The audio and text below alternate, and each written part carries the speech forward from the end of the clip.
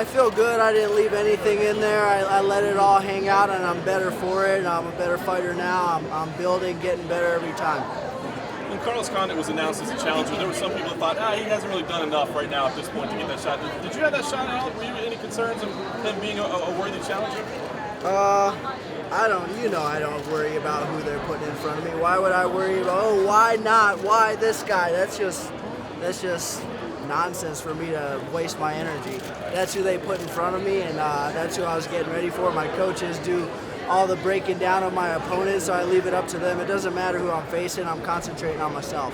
Things going so well for you right now. You seem like you're in a really good place. Any regrets ever that there was that kind of midsection of your career where maybe you weren't as focused or dialed in as you could have been? Any regrets that you left a little time behind? No, I don't think so. I think everything happens for a reason and at the right times. I wasn't quite ready then, physically or mentally for the stage, and now I am, so that's what matters. You mentioned you came out of that last fight feeling really good.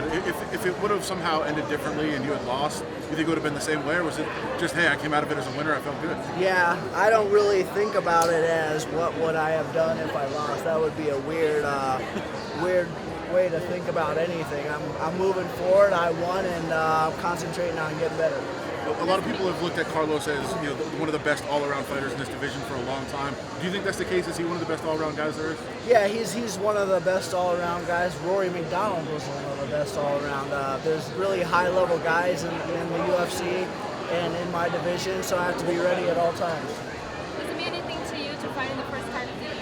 Yeah, this is a huge stage. A lot of fans are watching. The UFC is thriving right now. They've had some great shows leading up to this, so I'm going to continue the momentum and go out there and put on a great performance. You seem to be enjoying the crowd, cheering your name. Yeah, I mean, that's just part of the business. I'm using their energy to amp me up and get ready for this fight. It's nice that fans come out to support the MMA and the UFC, and I'm just using their energy to get better.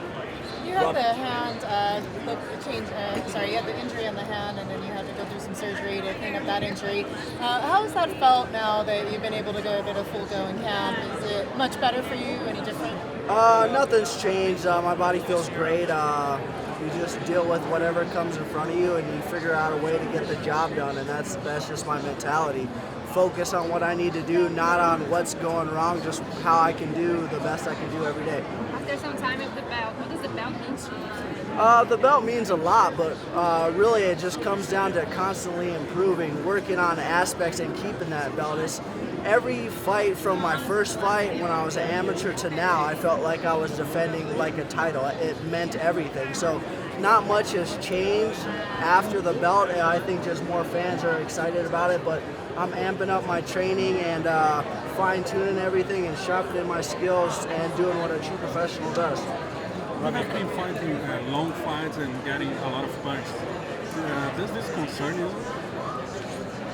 I don't get punched that much, so it does not concern me. Almost 15 rounds in the last three fights.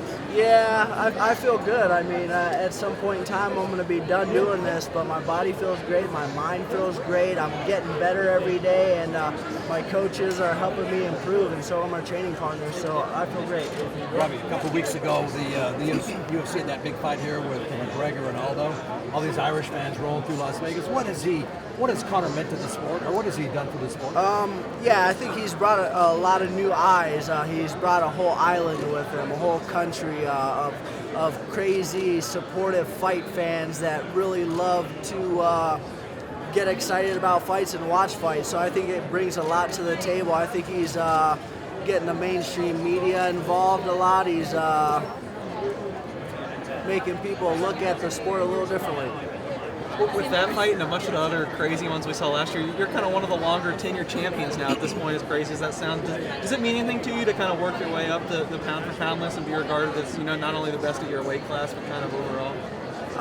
Really, I don't really pay attention to that. Other people tell me, hey, you're this and that, and I'm like, really, I'm just a guy trying to get better. That's what I concentrate on. I don't really those are accolades and stuff that really doesn't affect my everyday training. I just stay focused. I mean, there's no sense in worrying about those things. I need to get better, get more technical, work on my aspects so I can continue to beat people up. What about just when you see like a long-running champion lose? Is that ever eye-opening or a reminder to you just how fleeting this all can be? No, not really. I don't try to dabble too much in other people as much as I'm just like, all right, guys are doing certain things, and I watch it, but I concentrate on myself. I'm not everyone.